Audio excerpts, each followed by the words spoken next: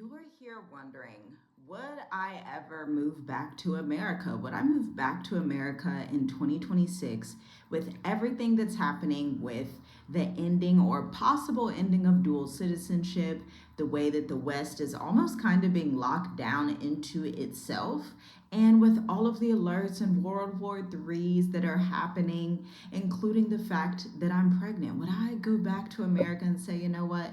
I'd love to just give birth over there, or I'd love to live the American dream once again, or whatever have you. If that's the question that you have been asking, because my family and I here on Journey with Us, soon to be a family of 8, have been outside of America for 6 years now, which sounds absolutely insane. But all praises to the Most High. Without going back, without, doing all these visa runs and going place to place, like real stability as digital nomads and entrepreneurs. And so you're like, hey, America's the best place on earth. America's the best for entrepreneurship. The Black community in America is better with the foundational Black Americans. There's this, there's that, there's Panera Bread, there's Target, there's Starbucks, there's Walmart. You're like, girl, why don't you just go back to America and build back home? Now, I understand why you would say that. I understand why you want to know. I understand why you would question. Then another thing people say is, oh my goodness, what about your family? Do you miss them? Will you go back for them? Will you fly back? Why don't you just visit America again and just be a good old patriotic American in America, because the world's crazy. Come home, come home. Well, newsflash, I don't know if you are new on this channel, but if you're asking that, my friend, you probably have not been around that long, okay? Because let me tell you something. The Most High Yah anointed, appointed, and called us out of America in 2020 never to return. Like, absolutely never to return. And you may be like, well, how do you know that? Well, the number one way that I know that actually is Psalms 127, verse 5. Children are an inheritance of Yahuwah, and his righteousness a reward. Okay? And so the fact that we have been expanding so much outside of America so quickly, just in our family and our businesses and our network and peace and stability, it would almost be disrespectful to the Most High Yah to say, you know what, I know you've blessed us so much, but I'd actually like to go back to Egypt, because the people in America, Mystery Babylon, are like, girl, you should definitely go back. I feel like that would be disrespectful to my father. I feel like I can't do that. I feel like it would show such an immense level of mental instability to go back and do that, when we made it so clear, and the Most High made it so very clear for us, opening doors that literally just, most people don't even have these doors open, and showing us things like, for example, Ile de Maurice, that most Americans have never even heard of. And he continues to show us stuff that you may hear about in later years. But at the end of the day, the answer is no, my friend. No, there are no circumstances. There is no one thing that would ever make me return to America. And you may say, well, how can you say that? And quite honestly, it's because we had that mindset in 2020. So when we left America in 2020, we knew that we were not going to return by any circumstances. We knew that we would not be returning anytime soon. And so it was with that mindset that we prepared. This is key. I think a lot of people leave America and they're like, well, I can just go back. Which, that's your prerogative. That's your business. You do what you want to do. But when you want to be focused and stable in your mind, it's even like this in business. It's like this in homeschool. It's like this in parenting.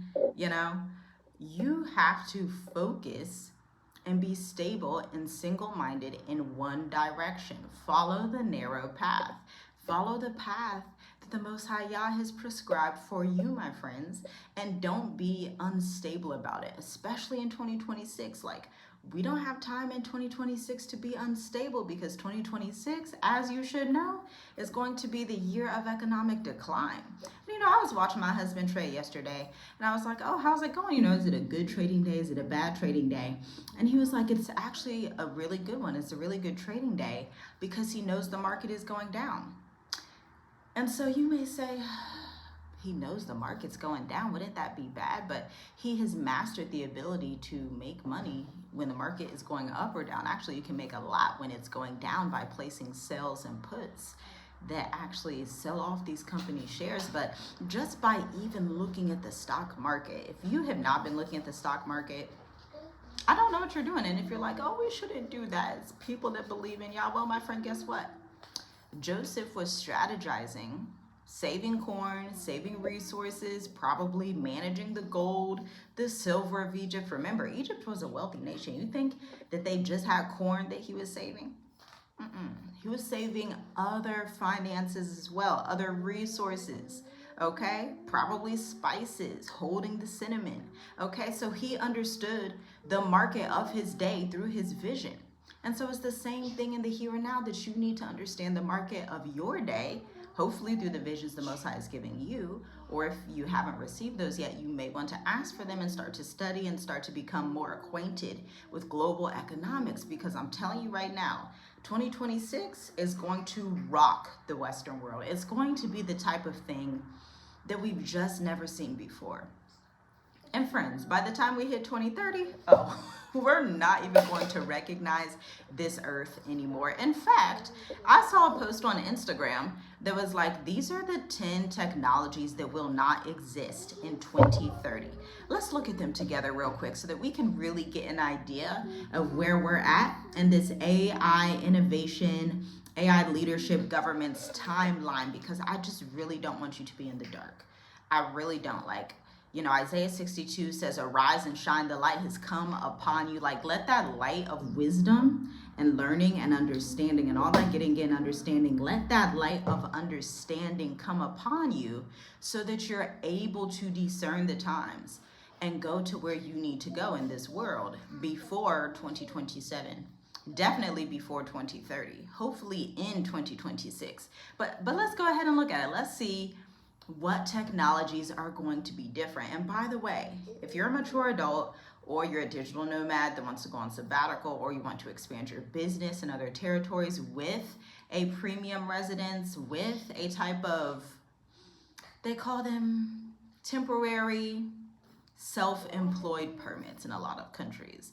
And so if you want to know how to get one of those or a couple of those, or where you can even search for them to begin with, what paperwork you're going to need, what's going to be some of the safest territories, visit www.journeywithusmovetoafrica.com/services, because we have one spot left for the Mature Adult Intensive that is happening December 29th. Literally the last one of 2025, but the first one of 2026, going for 4 weeks, as they always do, with a small group of other like-minded mature adults who are forward thinking. But without further ado, we're going to look at these technologies to see if things are really changing or if this is just a conspiracy. This is going to blow your mind. By 2030, technologies like physical cash, paper maps, manual data entry, VCRs, and fax machines will largely vanish or become niche, replaced by digital biometric payments, AI navigation, smart systems, and cloud media. While smartphones and apps evolve, human roles in call centers, driving taxis and trucks, mostly in the Western world, and routine banking are set to significantly decline by 2030 due to AI automation, shifting focus to a more advanced tech-like quantum computing.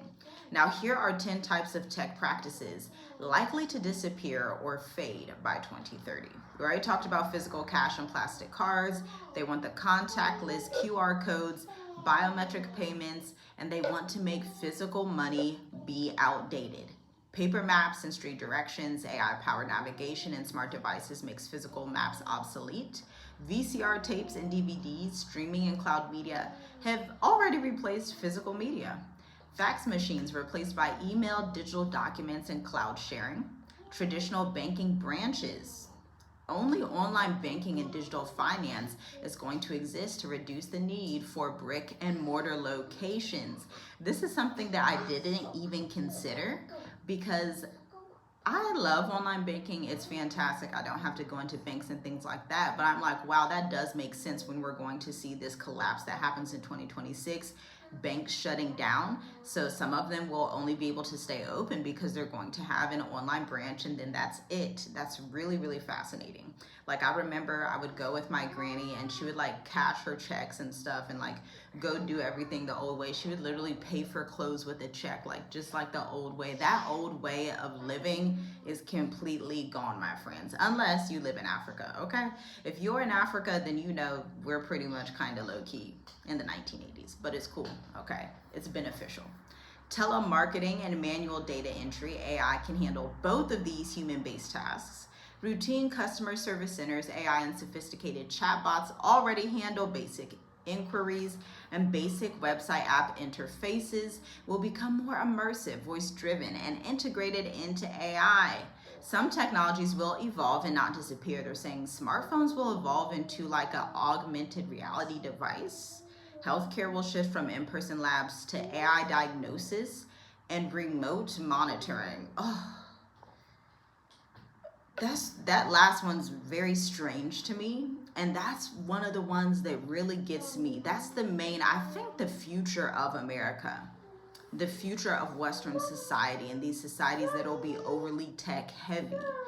That's the thing that has me like, oh no, I would never return to America. Like, I don't want to do remote monitoring like they had on the Black Mirror show. I don't want to be connected to some device and some guy in some lab in DC is like reading and watching my heartbeat.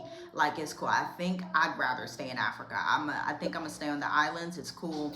I think I would just rather be where it's not as technologically advanced and widespread, because that's really weird and strange. But you know those things are going to be hitting America quicker than anywhere else. Also the UK, also Poland, Belgium, Germany, Spain, France. Those are the heavy hitters, Japan as well, for this ultra super technology. And so when you ask that question, when you comment that question, will you guys return to America? And then I see these things like this, because remember, when I left, AI did not exist. But the fact that this technology is getting crazy on top of the hyperinflation, on top of the violence and chaos, on top of the very culture that is American culture, my simple answer, this is why it's such a simple answer for me, absolutely, positively, never again in my entire life. Just, that's absolutely my answer. I don't have a way to sugarcoat it for you. I think I should be honest and truthful with you.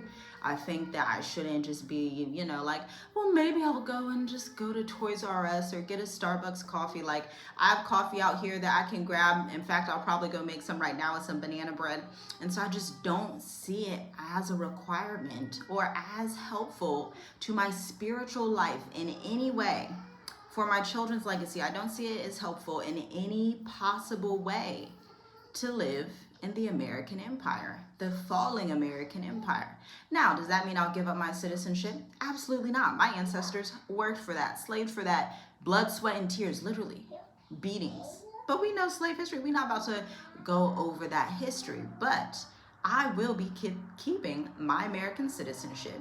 I will go to neutral territories to elongate my lifestyle abroad. I will be going to places that are agreeable with Americans, because we're all Americans, point blank, period. My husband's American, my children are American. And so, like, you kind of have to go with the rules of the world. Give Caesar what's due to Caesar, but give Yah what's due unto Yah. And what Yah has required that our family is due unto him is the ability to believe that he has a place for us and for many, many, many thousands of others outside of America, not for the short term, but for the very, very long term, insane future that we are all about to see coming down the pipeline. Shalom, shalom. I'll see you in the next video.